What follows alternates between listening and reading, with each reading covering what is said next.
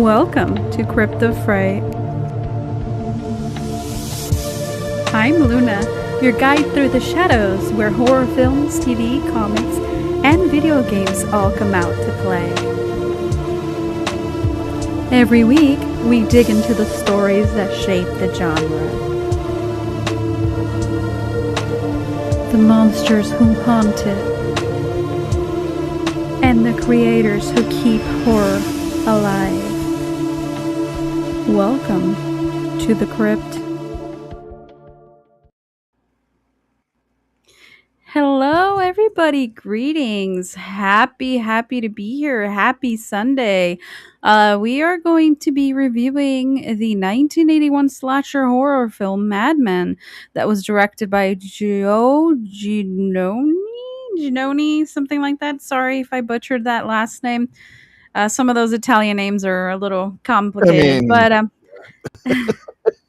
right.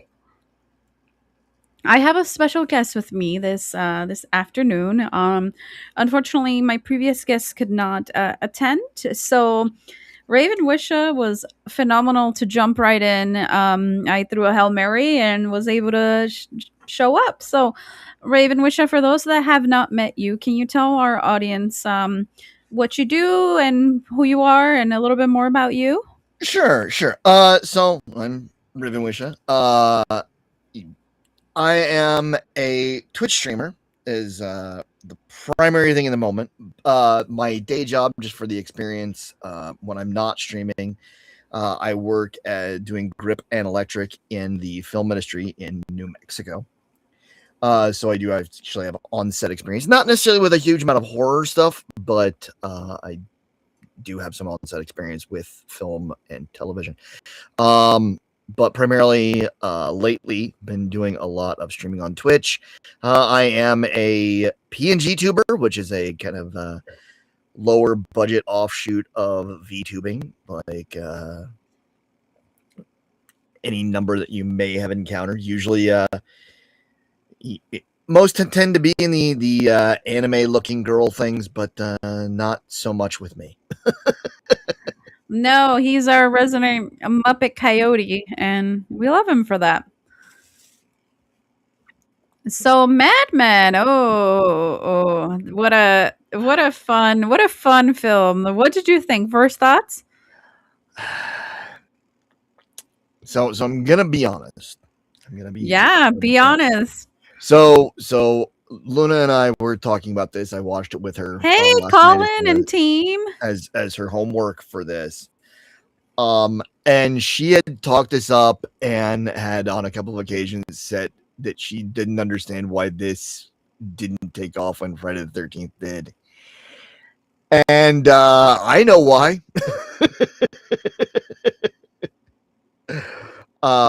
It was fine. Yeah.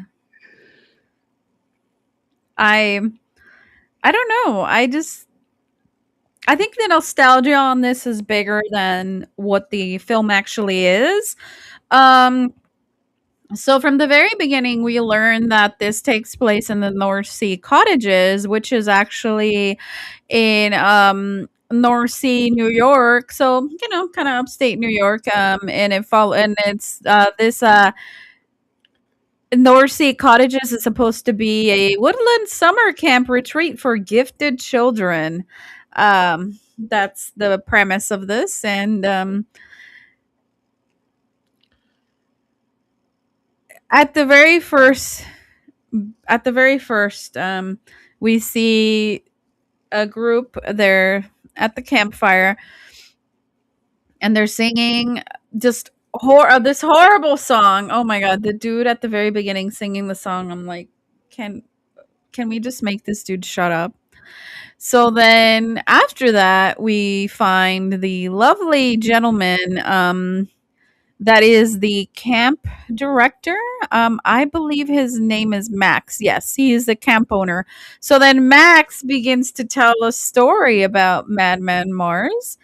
And the story goes, it's a farmer who was an evil man. He beat his wife. He punished his children for no reason.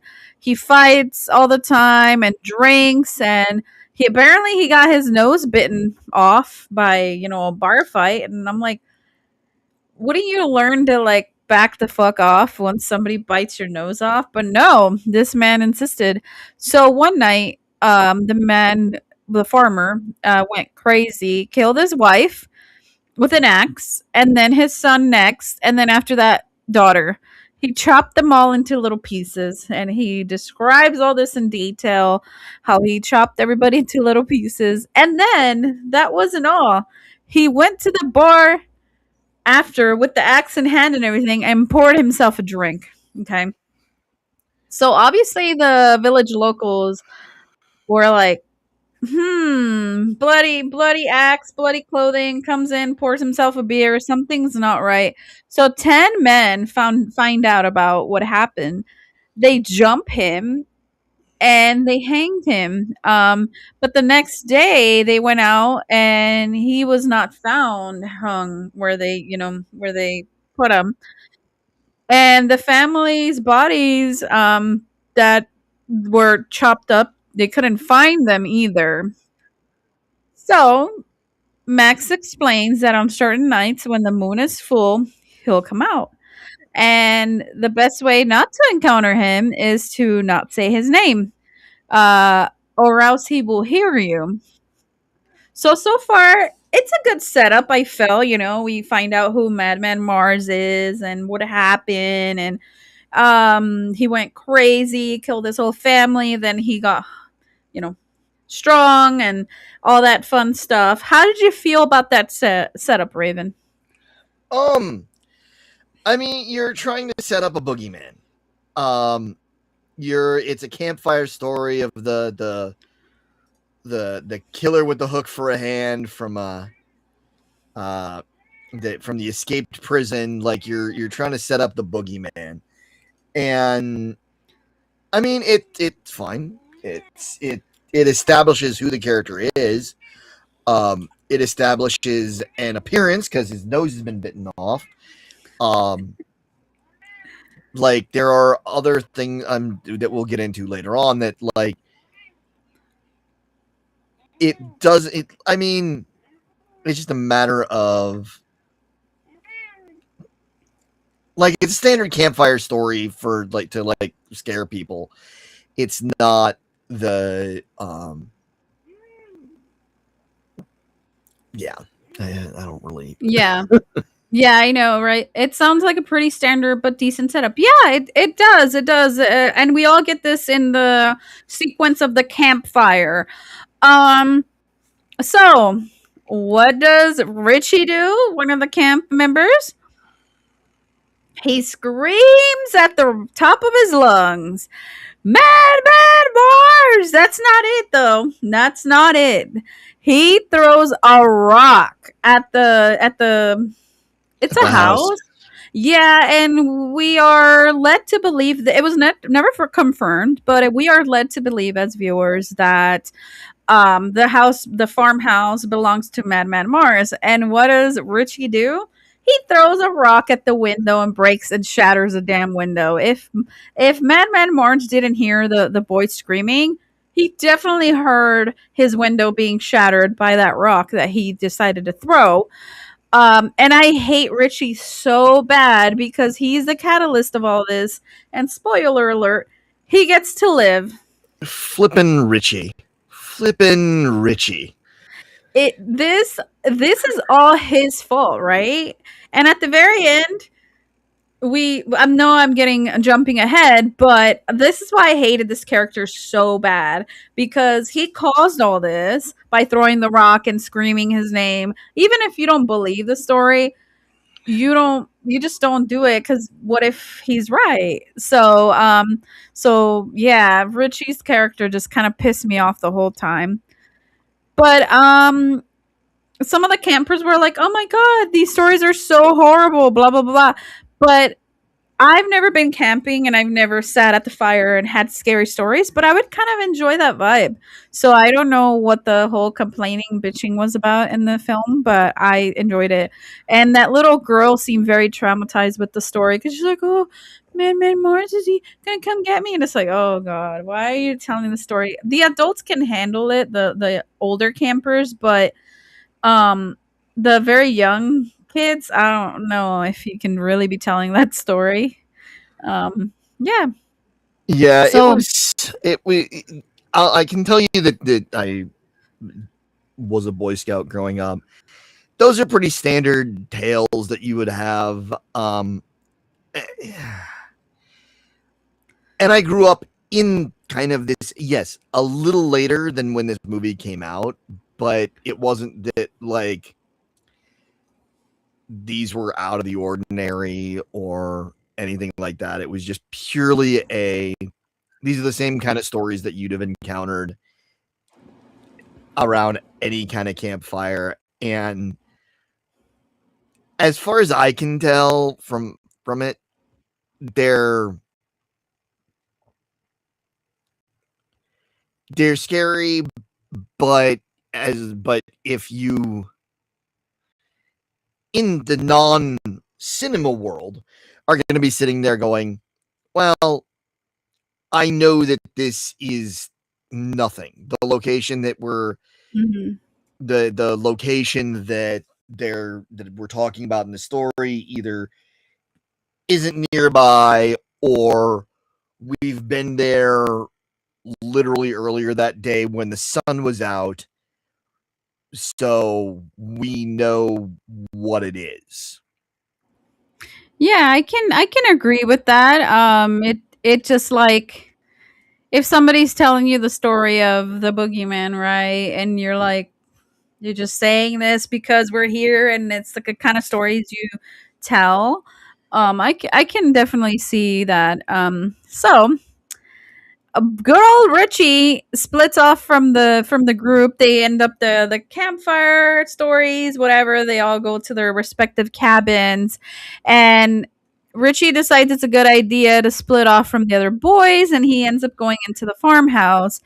And then Dippy is the first to die. Talk about that name, Dippy. Oh, I didn't like his name, but anyways, he gets his throat ripped out by freaking Madman. And I don't know, does that scene feel like it kind of set up the stage for Madman's brutality?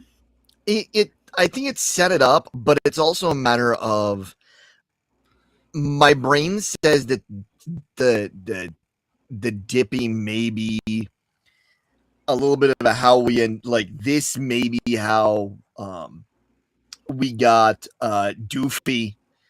Yes, you have Dewey in Scream, but I think that the Dippy and the Doofy from the Scary Movie, I think that the Wayans brothers probably had a little bit of a let's look at bad old horror movies from the day and see if we can throw a reference in here that nobody's gonna get.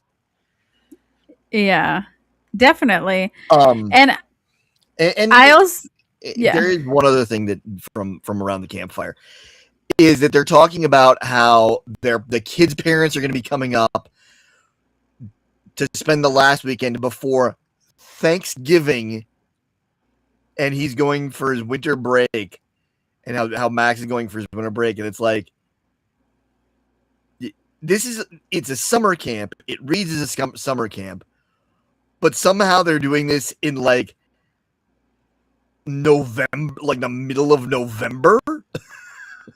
Yeah, that was weird. When I originally picked this, I'm like, hey, it's August, summer vibe. Madman has that summer campfire kind of film. And then in the context clues within the film, you discover the actual timeline. And you're like, why did you promote this as a summer camp slasher when it's like not even summer, it's freaking fall, basically. So, it, Yeah, weird. and like you're in a like you're in a summer camp setting, like an obviously summer camp setting, Yeah. but you're, instead of it being summer camp, it's occurring at a time when like the kids should be in school. It really Yeah. felt like it was almost a matter of, we're gonna give this excuse for why the guy who's running this camp is like checked out. Yeah, definitely, definitely. And also I did notice Dippy at the one scene before when they all broke off, he had a finished bottle of liquor that he had on his chest. Ugh. And then another girl called him out. She's like, that bottle's empty. Like, and I'm like, oh, maybe Madman killed him first because he was an alcoholic. I don't know. You know, the typical trope is they don't like the killers, don't like sex, they don't like alcohol, so they were gonna kill you if you're intoxicated or having sex. So yeah, And then the of the counselors, not counting Dippy, the first two that have sex are both the first and last ones killed yeah, of the counselors. yeah. Yeah. So Max tells everyone, "Oh gosh, this is the scene that kind of got me, right? We see after we see Dippy pass away, Max tells everyone to save him a beer cuz he's going to go out. I don't know. I forget. It wasn't that important, I guess. He said, "Oh, I'm going to retrieve whatever he is from in town because obviously they're in a camp and it's far away enough from civility." So Max tells everybody, save him a beer. He's like, oh, I know you guys are drinking. And He was anyway, going save me a beer. And I'm like, he shouldn't you discourage the drinking? he Like, was going to go pick up like some minor supplies and go play cards. the adult, the dude running the operation does not care that these teenagers are underage drinking. He doesn't give a fuck about anything. All his main concern is save me a beer. Like, what the hell? Um he is the one that Max is the one that started everything by telling everybody the scary campfire story at the very beginning, and now he's like, yeah, have fun, drink beer, whatever. And I'm like, oh god, this guy does not give a shit. And I did okay, so right after that scene, we have the scene between Betsy and TP. It's a very long, drawn out hot tub scene that does not add anything to the story. It's just we see nipples for like a fifth of a second. It's like, oh, nipple, and you're like, yeah, welcome to the 80s where everybody has to show their boobs. And then the dude obviously doesn't show schlong. It's just ass walking backwards into the hot tub, and then they're like getting all romantic, and Madman Marz is watching through the window, and I'm like, oh, this is so awkward. Why is this so awkward? So speaking of that scene, particularly Raven, where do you stand on this hot tub jacuzzi scene? Do you think it was a top tiers like 80s camp romance, or is it an agonizingly long scene that totally killed the momentum of the film? Um, And my answer is it killed the movie's momentum because now we have to stop the momentum of Madman Marz. He just had the first kill. We watched the first kill. We've heard of the kills that he had with the wife, husband, and children. I mean, the wife and the children. We didn't see that on screen, but we saw our first death, and now we have to wait because these people are in a hot tub. And it's totally killing the vibe. That nothing's being added. They don't even kill them in the hot tub, so I don't even know why we needed that. But what's your take on that scene? so this scene, along with many others later on, were just unnecessarily long. Yeah, And I seemed agree. like you sit back, and nowadays you'll have a horror movie, and you'll be like, and like the horror movie will be like 2 hours, 2 hours and 15 minutes, 2 hours and 20 minutes, 2.5 hours. Like unnecessarily long. And you can sit back and you can point to scenes that could be cut to narrow down the storyline, or to make things move a little quicker, that would have shortened it down but made things move a little bit more and given it a little bit of a better flow. This one genuinely, like a third of the scenes had some semblance of, this scene needs to be longer because we didn't write a long enough script. Mm-hmm. It just screamed like you'll have somebody running with no dialogue, not running from anybody, Just running. Or they're like, and it wouldn't even be so bad except for the fact that this camp seems to be the size of a postage stamp. I sat back and I watched it as a reference to one of your earlier shows. We watched Dragon, and you had was it the director you had the interview with? Yes, the director. Yeah. So you guys should check it out, by the way, if you haven't already. That movie, and this is a compliment to them. This is a compliment to them on Dragon. Everything within that, aside within the forest, could have probably been within like a quarter mile or 3/4 of a mile of each. Like they could have been all relatively close to each other. Yeah. Or like literally, here's one thing, we turn around and we're at a completely different location in the forest. But they made it seem like the forest was big and that they were going through it. Big. Yeah. This, because of the camera angles. right. This one, they literally took and they lose Richie in the walk back. There's a hot tub scene while Richie is missing. They haven't figured out that Richie is missing yet in this overly long hot tub scene. Yeah, and they don't even know about Dippy. They don't know about Dippy. And then after this unnecessary hot tub sex scene, like sex in a hot tub scene, it's not even fun. It's not even a fun scene. Yeah, it's not. It's boring. It's boring. They somehow found a way to make the sex scene boring. They made it boring, yes.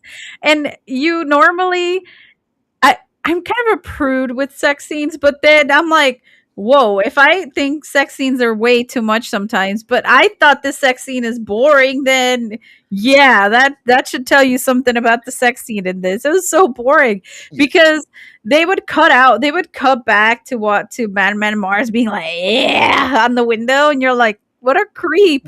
And then you'd cut back into them, and then they're no longer engaging in anything. They're just like, oh, splashing around in the water, and you're like, is that how you have sex? You just, splash around in the water, look back, and then maybe splash around some more, and then that's it? I'm like, oh, okay. Because cool. I mean, this movie came out the year after the original Friday the 13th.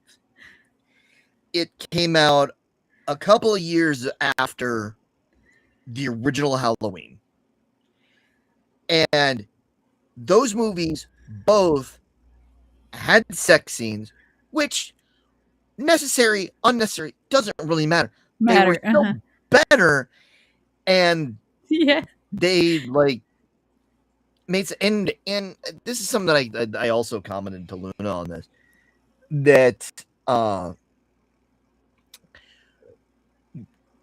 Madman Marz is shown both too much and not enough. Like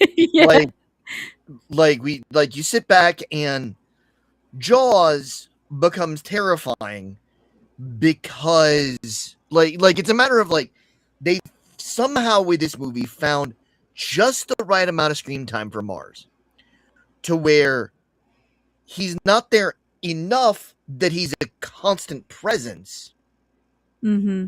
because he's not there and not on screen and not around enough to be a constant presence. Like, where's he gonna be? He's in the background. Like Michael Myers, like in Halloween, showed up everywhere in that movie. All the time, Like, constantly. in the background, in scenes that he had no business being in, no reference, none of that. Yeah. He's there. He's there in the background somewhere. Watching, And lurking.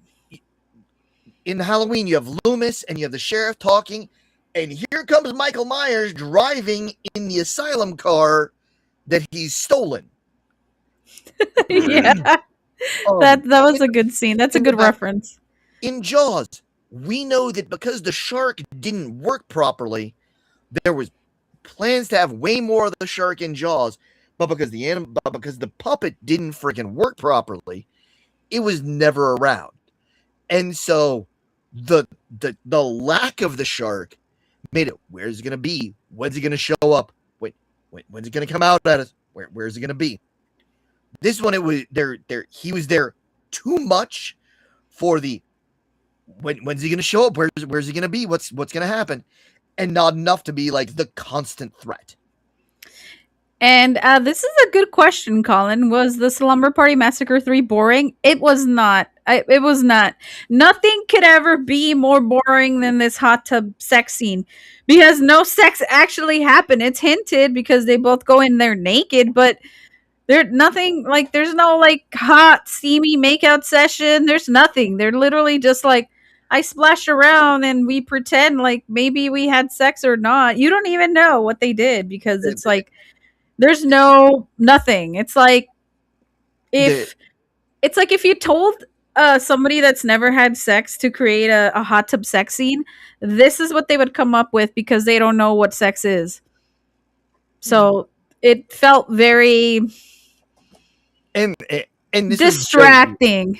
And this is just as bad as the other couple in the tent. And that implied sex scene. Yeah, like, that implied sex scene. I'm like, what the fuck are they doing? Yeah, and that was so awkward. Oh my god. I cannot tell you how awkward that scene was for me because I was just like, this is fucking weird and it doesn't even we don't get anything out of the scene. It's just somebody watching two people naked in a tent, but we're kind of getting ahead of ourselves. But it was weird because it's like, couldn't you just said that like outside of the tent and had the same like reaction? Like, why be like, hey guys, what you doing? And then the whole conversation she had, just cringy. And it was so cringy. We also, before we get into things, get too deep, we also have with before, I think it may have been before Doofy's death. Yeah. Or Dippy's death, sorry. Where we had Doofy, wrong movie. the introduction of the Chekhov's gun element of this. Chekhov's gun is that you get rid of anything that's not necessary. If something shows up in Act 1, if a gun is on a shelf in the background in Act 1, it must be fired by somebody by the end of Act 3. And you have an axe just buried in a stump. Yeah. And TP, the one who the like the lead counselor, the one who's trusted by Max, is like, is the offer for $100 for anybody who can take the axe out of the stump still stand? And then he's trying to get the axe out. He gets Max to try and help him, and he's like, it's not happening. And it's like the sword and the stone, because surprise, later on, that's the weapon that Marz is using to go kill everybody. Yeah, the sword and the stone, except the stone is something for Madman Marz and talk about he was a human. He never was a superhuman strength. We just know that he's crazy. So somehow, three men at one point in that scene, three men were like holding each other together, trying to pry this axe off the damn thing, and they couldn't pry it out. But here comes Madman Marz, just I got it. Like no, Yeah. nothing. Just all right. So that's cool. Raven's actually the one that taught me about the Chekhov's gun. And I think that's pretty cool. I did not know that. If they show that weapon in Act 1, it is always to be used before Act 3 or sometime before the final act. I think that's pretty cool. And I love learning about tropes like that and things of that nature in cinema. So I did not know that, but I added that to my memory bank. Thank you for sharing that with everybody. So, right after we see that weird sex scene, sorry, that kind of derailed everything because it was just so fucking brutal.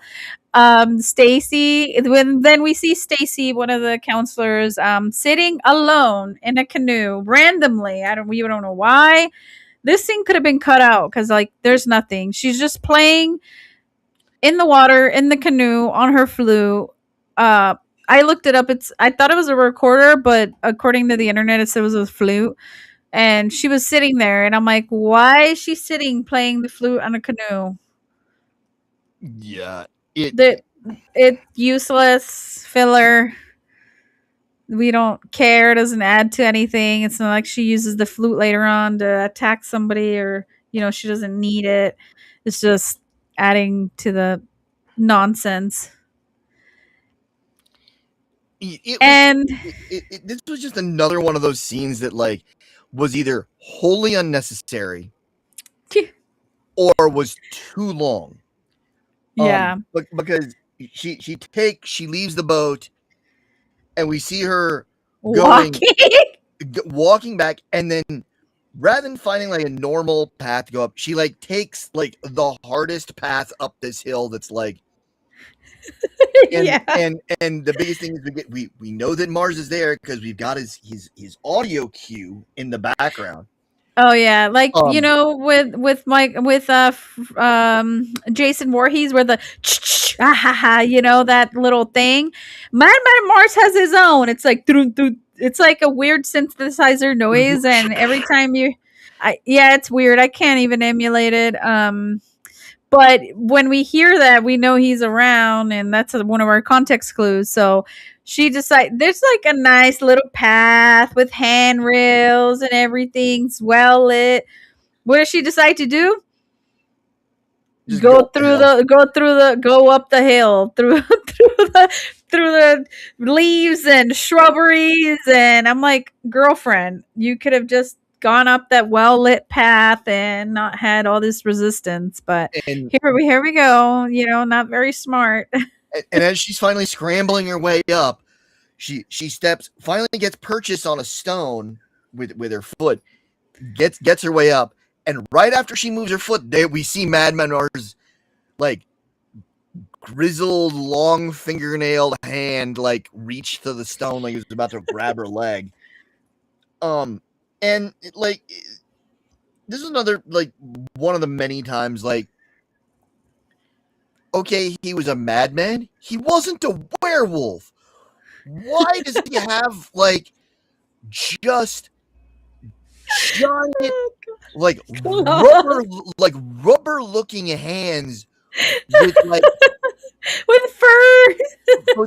fur and like inch long nails sharpened to a point. Like Yep. his hand and toenail, his finger and toenails, all like sharpened to a point. Like he's been honing the Climbing. weapons, Climbing and yeah. and like they're gray and like they haven't been, but at the same time they're like furry and like hobbity, but like evil hobbit. Evil hobbit. Like he's like an evil hobbit and a werewolf did something untoward. Yeah, they wanted to make him look supernatural, like creature like werewolfy, but at the beginning of the story they tell us that he just was a drunkard that got his nose bitten off in a bar fight and went crazy and killed everybody. But we didn't, and apparently the full moon made him crazy, so maybe he is a werewolf. Then you're giving werewolves a bad name. You're Yeah, if this is a werewolf movie, it's a bad werewolf movie. Bad.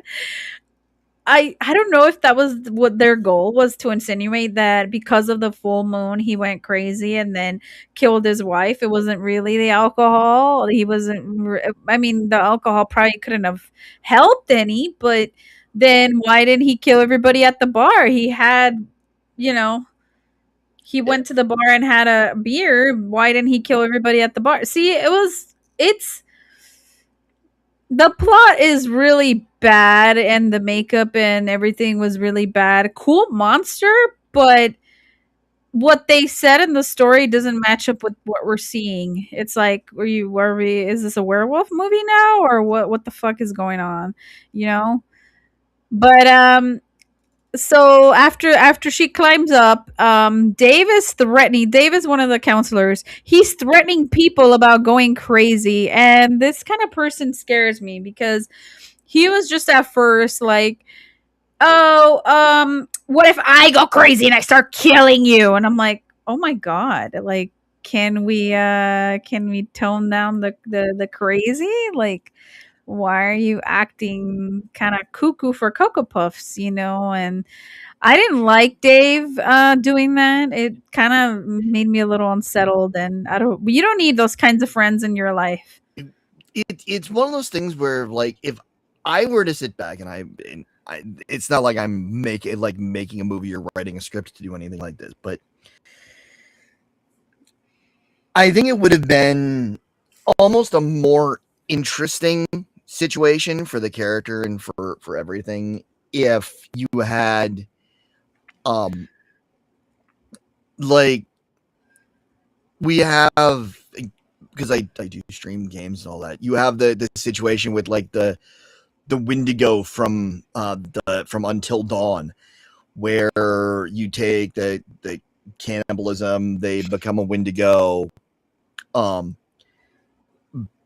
but it's kind of a spirit, and like I think that if you utilize the Madman Marz trope, but then you take and like I think this could have been one of those ones where like the franchise would have had longevity if they had like Madman Marz wasn't just some weird wannabe werewolf but not committing to the bit creature, and then been like more of Madman Marz existed, he was a thing, but it wasn't him that was really behind it.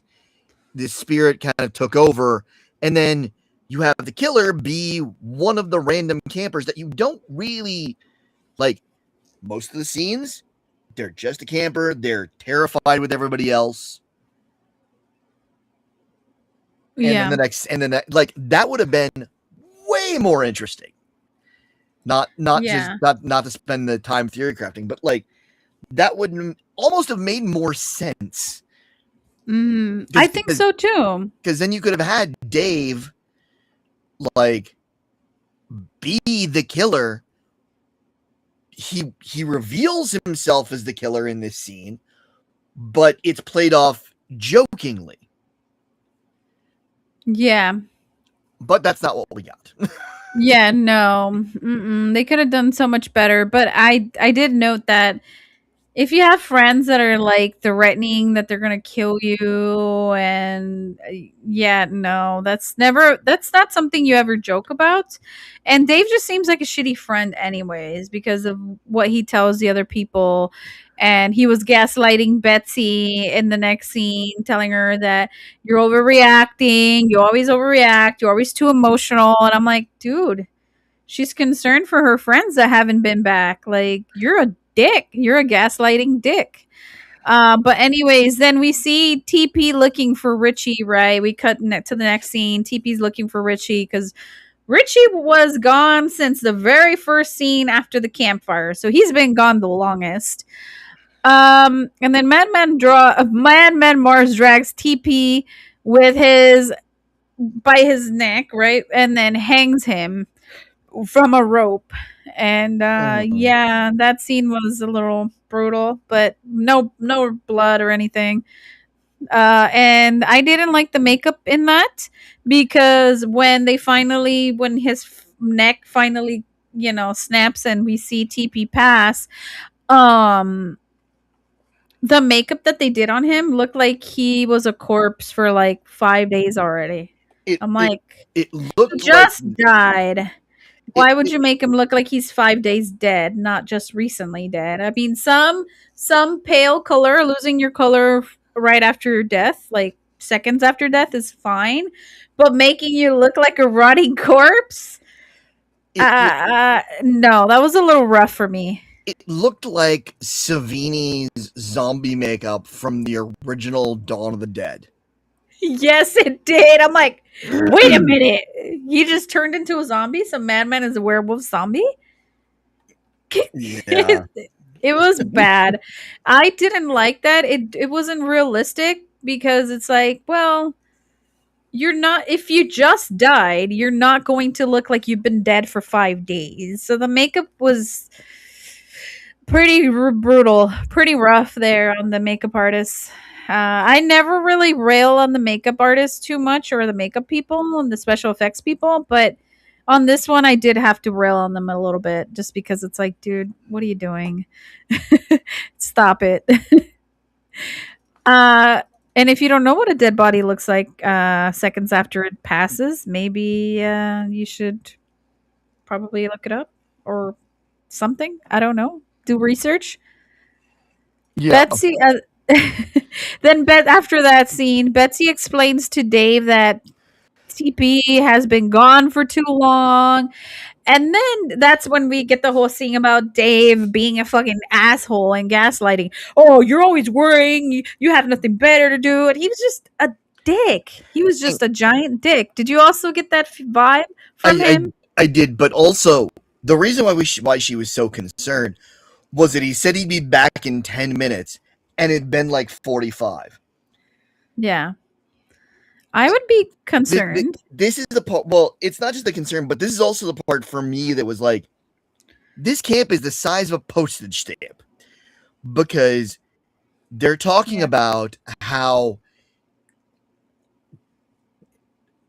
if you've gone out to a campfire, it's either like right in the middle of the cabins, but we're not supposed to be this. But Max's story, we're not supposed to be this close to the house. Yeah.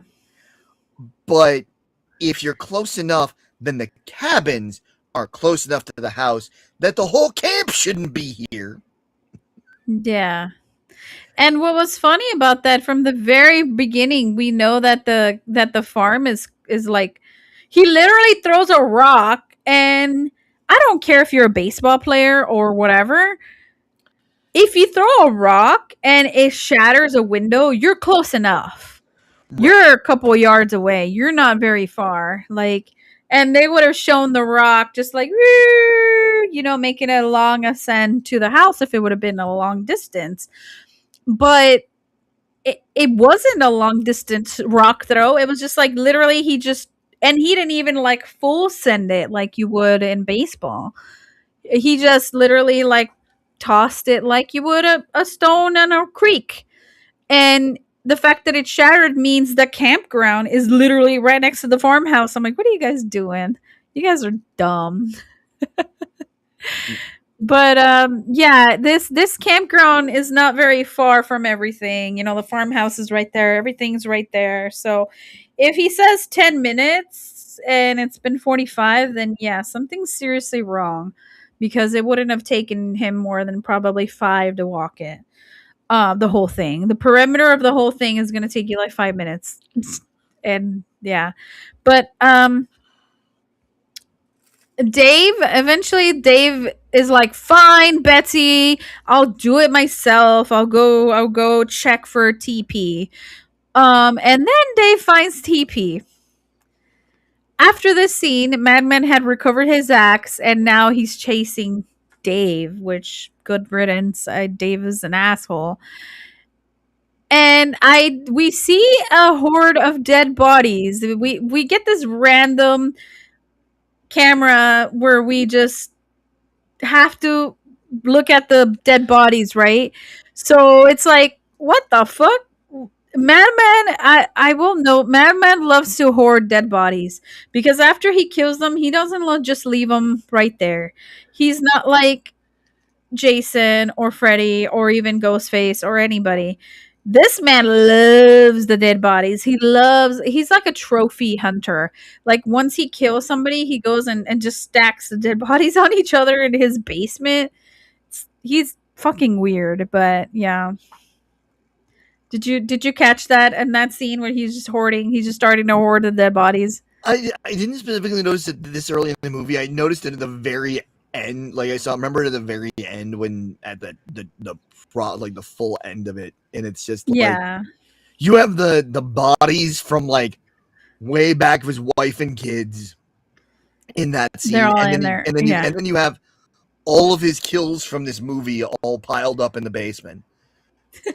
Yeah, and it's just weird. again, it's just one of those things where it's just like it like what seems to happen in this is he leaves the body there long enough for the next one to die to find it, get murdered. He takes away the original body. Then the next person finds the next body. It's like a domino of bodies. I'm looking at the chat. I can agree with you that like about appreciating a tidy serial killer, but there's a difference between tidy and like inefficient. And he is very inefficient. I think that maybe the fact that the camp and the area around the farmhouse is the side is like it takes me longer to get to like the front of my street to the stop sign near my house than it does for these people to get to where the campfire was. Yeah. And yeah. like our next one after, because big shock, Dave gets offed in this. Yeah. Yeah, then, he does. And the next one is God, what was her name? Stacy? When she was trying to run the truck? Was that Stacy? I know I sent you the list of the kills. Yeah, Stacy. So she tries to start up the truck. That's Stacy, yes. She has to fix the truck, foreshadowing that there's going to be car problems later on. Yeah. No one else, everybody else has walked to this campfire and hiked this. Stacy gets in the truck to go. She can't be bothered to walk like 100 yards. Can't be bothered to walk the like inch and a half to the campfire. Has to get in this truck to go. Yep. And it's like we're just like it to a point. It's almost to a point where like they took the Chekhov's gun principle and they're like, oh, we have a truck in the background, we have to use that. Not discounting that you could have literally just taken and had that be Max's vehicle that he takes into town. Like, we established that somebody's going to leave in a vehicle to go to town. Why do we have to leave a second vehicle there? Why there was no second vehicle established early in the movie. A magical second vehicle. There was one vehicle, and I think that if they not used this truck, we could have just safely assumed, oh, that truck's the one. You just take the truck, put it back at crew That's the parking, one Max took. and Yeah. we assume that's the one that Max took. Yeah, I know. Oh. I know, Colin, you have something. Thank you so much though Thanks for being here. for kind of joining.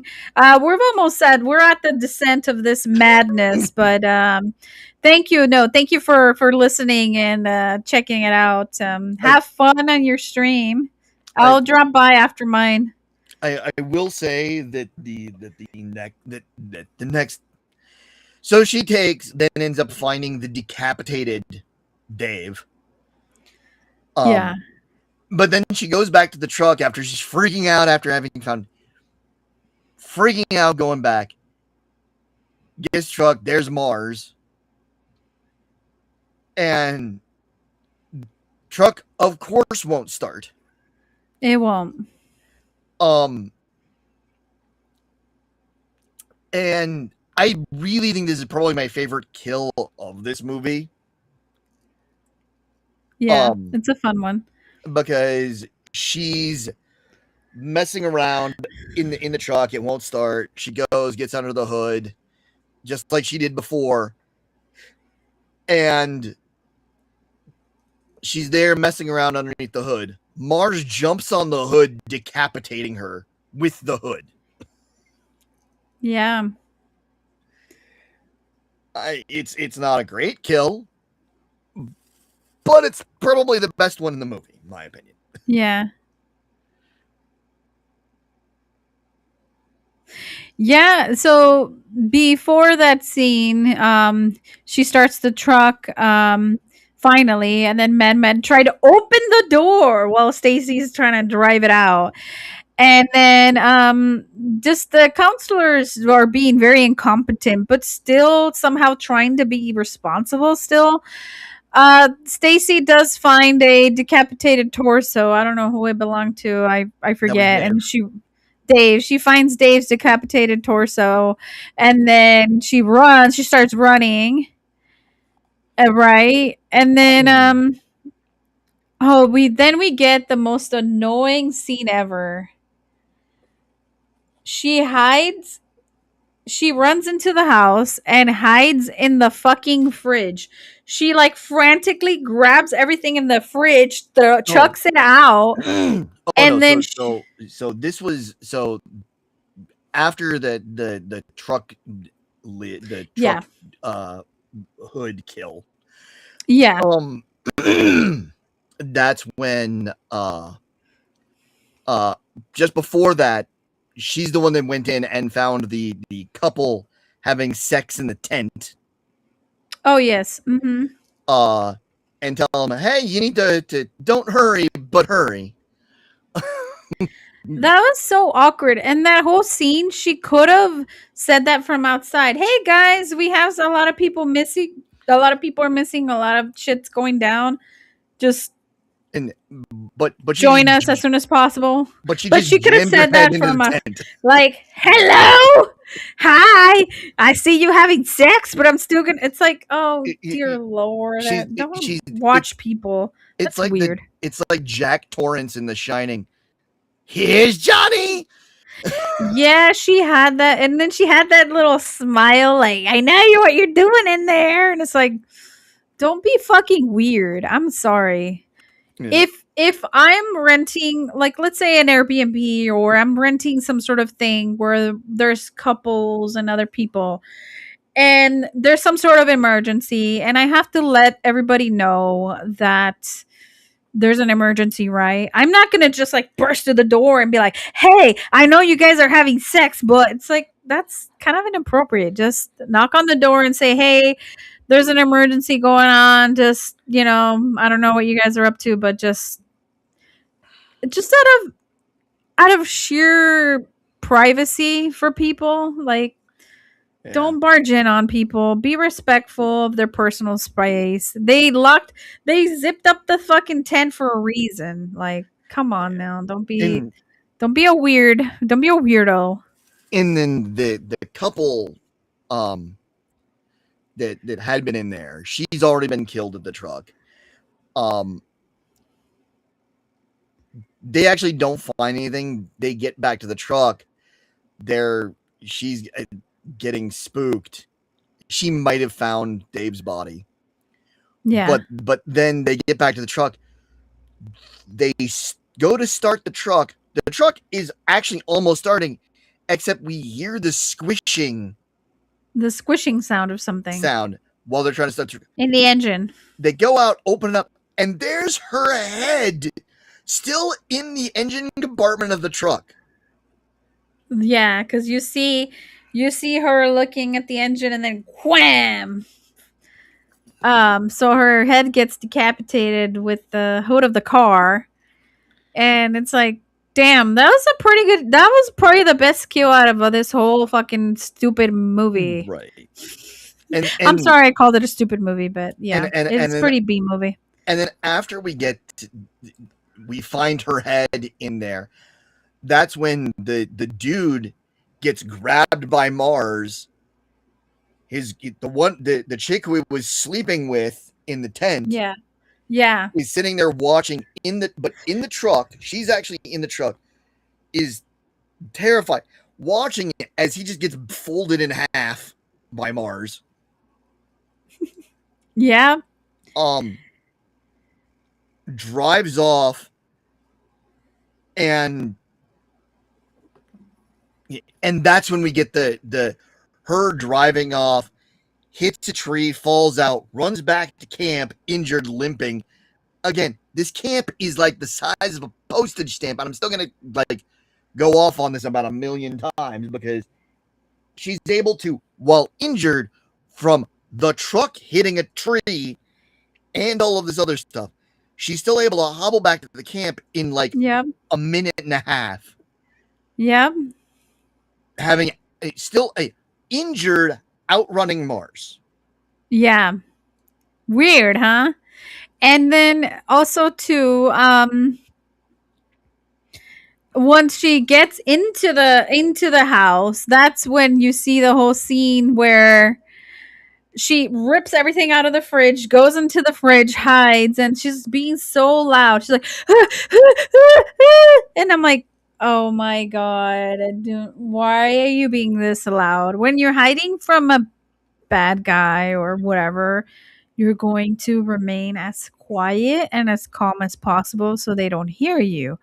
Don't make the most noise, all the noise ever when you're trying to hide from the bad guy or whoever.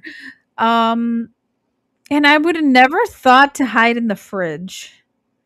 That was not my first thought. So, and then when she cracks the fridge open, she kind of looks around. Madman is still lurking though. Of course he is. He knows she's in there and he's like in that hunter mode.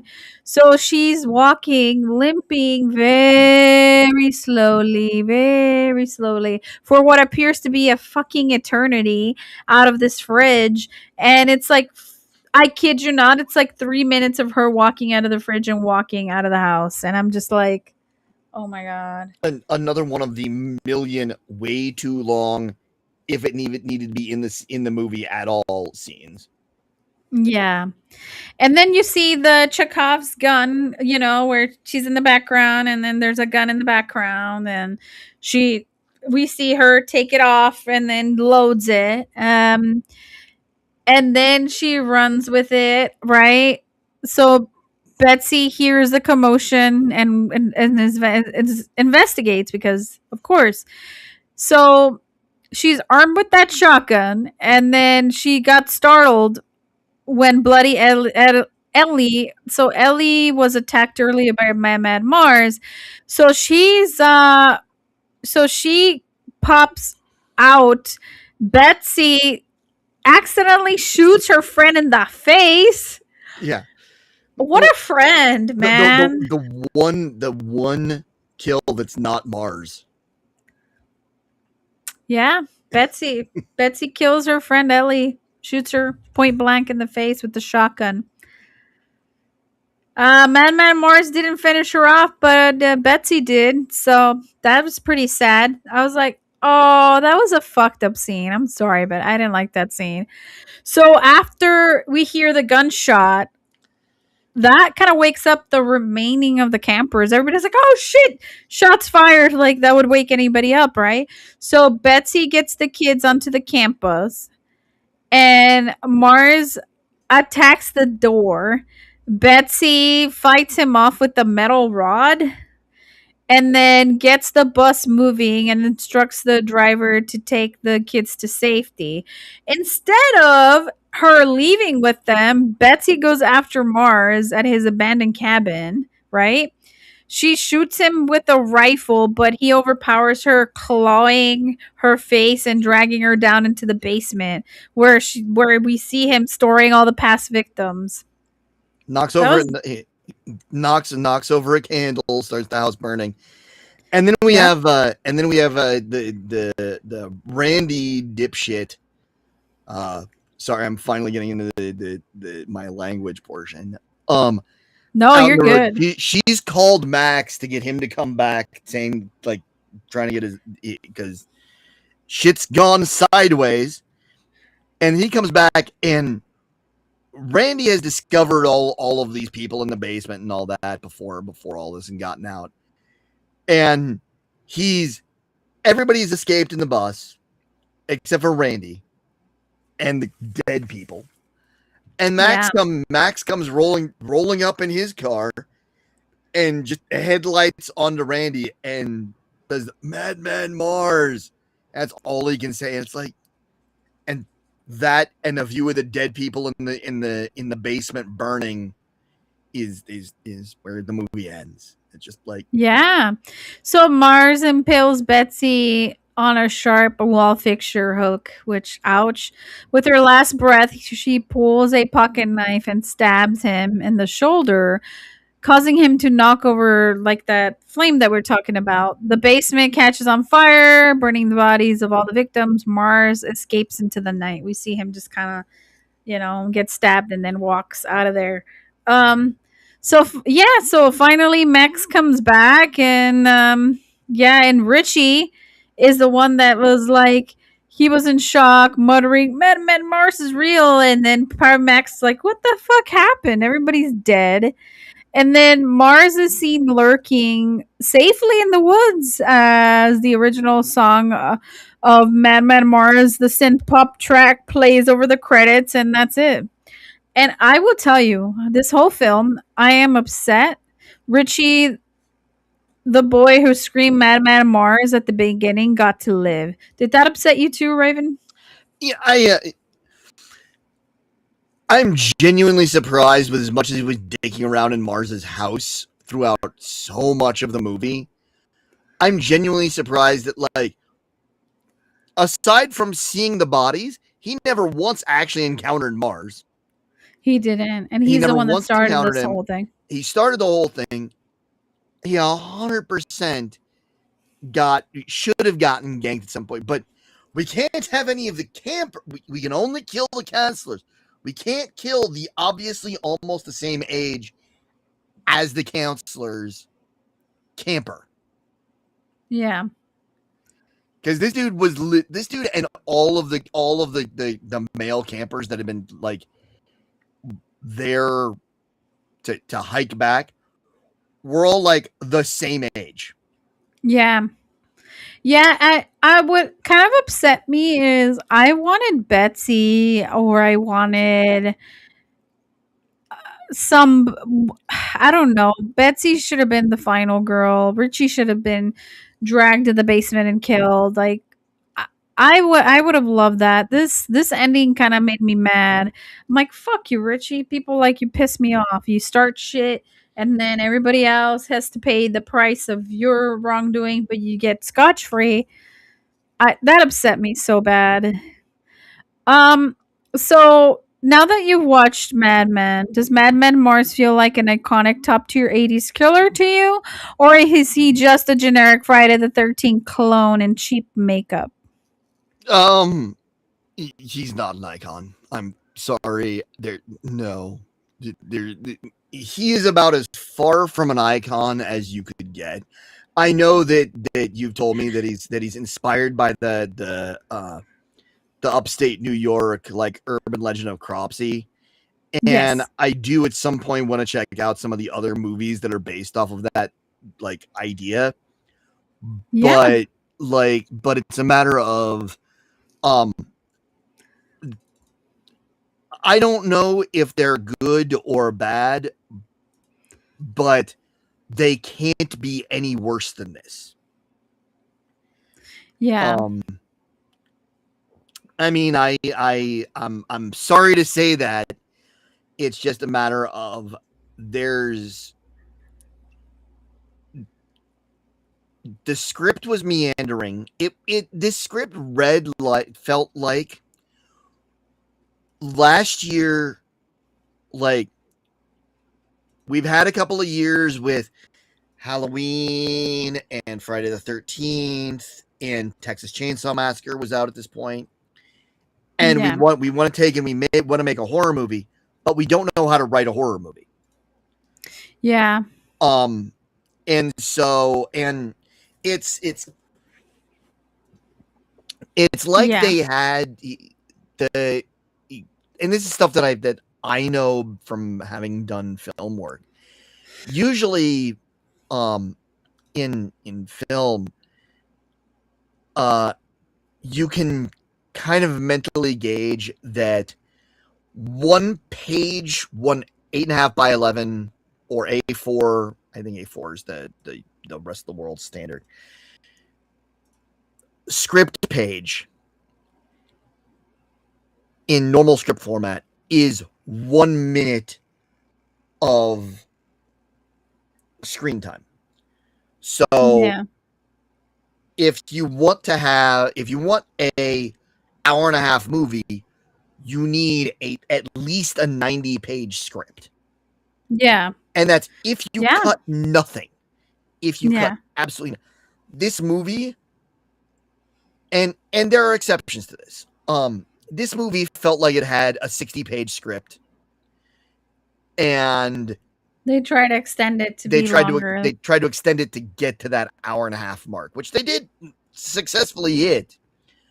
But like But there are no. exceptions to that rule. I mean, because they're like Yeah. of them because like I said, I work in film in New Mexico, and I have friends that worked on the early Michael Bay Transformers movies, and there was what's referred to an eighth of a page because everything on a call sheet is by an eighth of a page.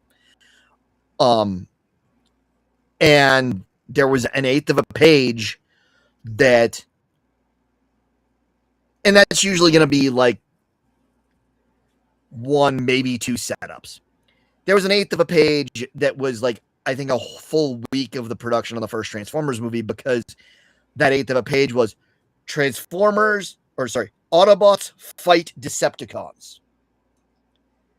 It wasn't like this, like the layout of what the character, who's fighting who. It was just in the script. It was just Autobots fight Decepticons, and it was almost like we had scenes that were the eighth of a page was TP walks to campfire. TP and what's her name have sex in hot tub. Right. And but sometimes that's what it's gonna be, you know. So as you mentioned, Raven, Madman originally was based on the Cropsey legend until they realized the burning was making the exact same movie. So they had to change it to the name Madman Marz at the very last minute. Do you think this movie would have been better off sticking to the name Cropsey? Or did the last minute change give it its own weird identity? I don't know, since I haven't seen The Burning. I can't really speak to that. It is that this does seem like this movie may have been one of the victim. Because again, I haven't seen The Burning and I don't know anything about it.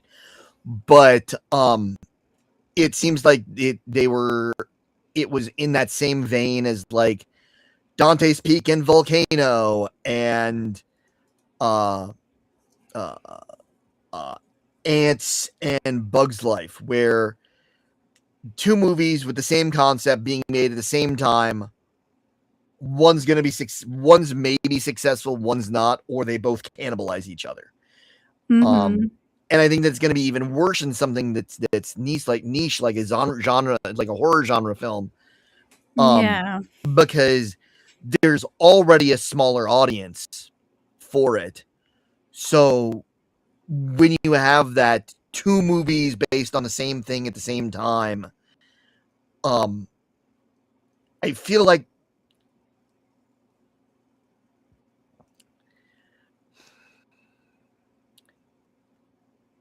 I really feel like they didn't pivot enough. Yeah. Yeah. Yeah, because it's now people are saying I've had in my comment section on Facebook, on the Crypt of Fright, they're like, "Hey, what how would you compare Madman to The Burning? It's the same about the same guy." And I'm like, "Oh shit." I'm like, yeah, the thing is, The Burning had a bigger budget, made more money. Miramax made it, the Weinsteins produced it, and it had big names in The Burning. This acting was kind of mediocre. There were some good scenes that I will give them credit, but after doing reviews, after doing this for 3 years or more now I've developed the brain of like reviewing something. And before, when I would call it, yeah, I don't know why this didn't take off, and then Jason took off. I don't feel that way anymore because now I have all those years of reviewing cinema that I can say I can see why it never took off. Similar concept, but I can see why it didn't take off. It, I would love to check out The Burning and give my own conclusion about which one was better, but I have a feeling because Miramax put the cast, the money, I feel like it's going to be a better movie just based on that, but I would have to watch it from a reviewee standpoint and see. And what did you think of the ending? Madman Marz escaping into the woods. Was that satisfying ending for you, or did you think it was just a cheap setup to try to see if a sequel could pop off? I think it was a situation where, just like with I think it's a matter that with horror movies in like the late 70s and early 80s, Yeah, it's the same way that a lot of stuff is nowadays, where they just want to make a franchise, where they want to like just milk it for everything that it can. Because you had Friday the 13th in 1980, Friday the 13th Part 2 in 1981 when this came out. And you already had that established because you had Texas Chainsaw Massacre and Friday the 13th and Halloween, yeah. and these were all already starting to create franchises. And so everybody in horror was like, can we be the next thing that is lightning in a bottle? The That's next Michael Myers or the next right. whatever. We want to leave this character open and not kill them off, because if we kill them off, then we can't have a sequel. But does the movie deserve a sequel? Is the movie good enough to do it? And I think that No, everybody thinks that their stuff is a masterpiece when they're making it. But like I can sit back and know, when you work in the film industry for enough, you do sit back and look at stuff and go, this is not what they think it is. yeah, agreed. And I like the producers and directors think one thing, and I guarantee that every crew member that was on this movie was like, why are we not killing off this character? why? Okay, whatever. I'm just gonna take this paycheck and I'm gonna go on with my life. Uh, Mhm. this is not going to be. I'm not gonna be called back to work on the sequel because there's not gonna be a sequel. Yeah. Um, they're setting it up for that, but they just. I think they were trying to set it up for a sequel, but that means that we don't have the satisfying ending of Marz getting burned to death with all the bodies in the house. Yeah. Um, Maybe we could have shown him so obsessive keeping the horde of bodies that he like catches the flames trying to keep we see him like trying to save the bodies. one And then he hundred percent. catches because he's already like kind of cynical in that aspect, so we could have seen that cynicism, and I think they could have played on that, and it's like, whoa, or we could have And left it even more ambiguous. Like you see him in the fire trying to rescue the bodies, but he's already engulfed in flames. and So if you would have left it that way, there could have been a potential for a sequel. and Now he's just more burned. and if you had the sequel, okay, then we have a chance to revise the makeup. We can Yeah, decide whether we more burning. want to keep with the shitty werewolf Wendigo whatever kind of Claw. nonsense. Yeah. And Yeah. but we can throw in some burn appearance and like Yeah, I advance it with agree. like he had consequences for the first one, but we're still moving on with it. Yeah. It's Yeah. like when we have like it's why I always appreciate, and it doesn't really happen that often, but when you have like um Jason's mask in the OG Friday the 13th series. When he did start with the hockey mask. The hockey mask came, and even though obviously the prop changed, you still saw weathering of the mask having aged, and Yeah, definitely. you didn't The have machete too. necessarily right. So you had those aging that they showed the history that the character had, that this wasn't just a new movie with the Yeah. same character. It's Yeah. this is the same A character from progression, this yeah. one. And so So do you feel that a Madman was a product of its time? Or do you feel like it was just a misunderstood cult gem that deserves a modern remake? I I What's your think opinion? I think that it was a product of its time. I think there would be a window for doing a remake of it. But the only problem with doing a remake of it, and the reason Mhm. why, like, the problem with it is that then people are going to go and look at this, and like when they did the Jackie Earl Haley Nightmare on Elm Street remake, um,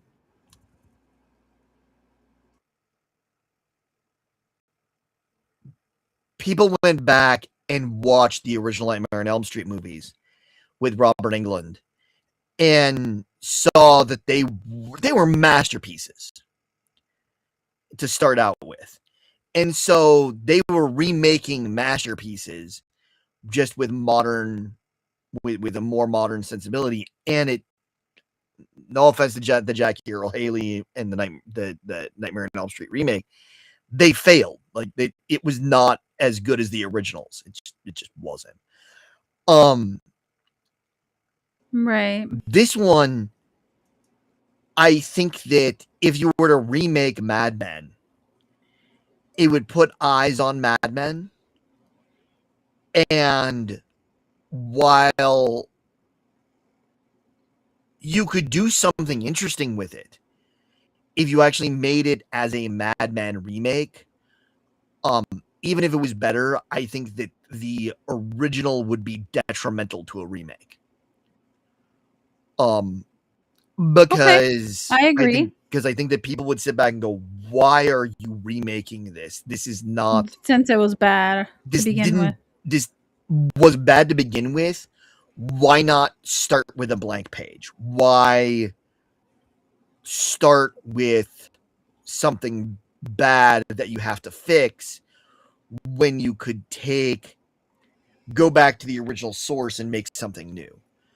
I think so too. Go back to the Cropsy myth and make something else. Maybe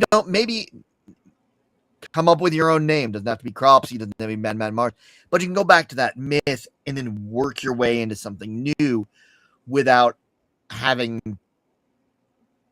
the baggage. I think so. I think you're onto something there. But yeah, that's all the conversation that I had to add. I do want to genuinely thank Raven Wisha. Please check him out. He's an awesome content creator. He makes playthroughs of stuff. He streams almost every day. He's a top dog for that. Check him out. Right now he's working on. What are you working on right now? What video game?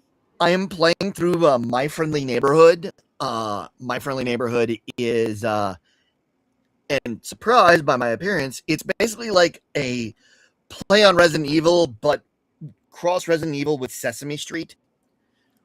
Yes, puppets. Sesame Street and puppets. Puppets. Yeah.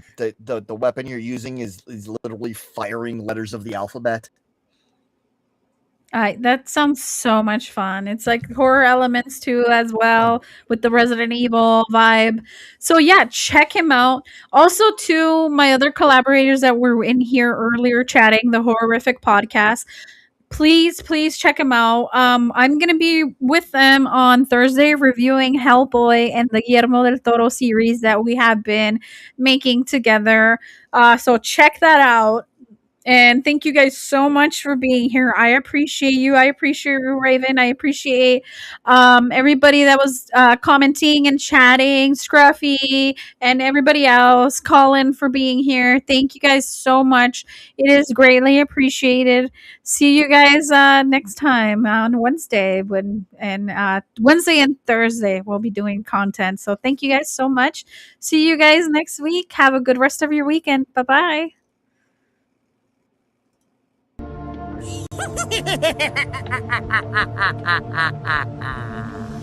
Hello, boils and ghouls.